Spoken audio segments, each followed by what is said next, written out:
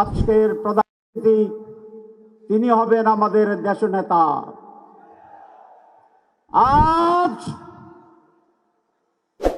কুমিল্লার এই বিশাল মহাসমাবেশ থেকে আমাদের মানবিক নেতা ডক্টর শফিকুর রহমানকে আমি দেশ নেতা উপাধিতে ডাকতে চাই। আপনারা একমত আছেন? সেই দেশ নেতা ডক্টর শফিকুর রহমান,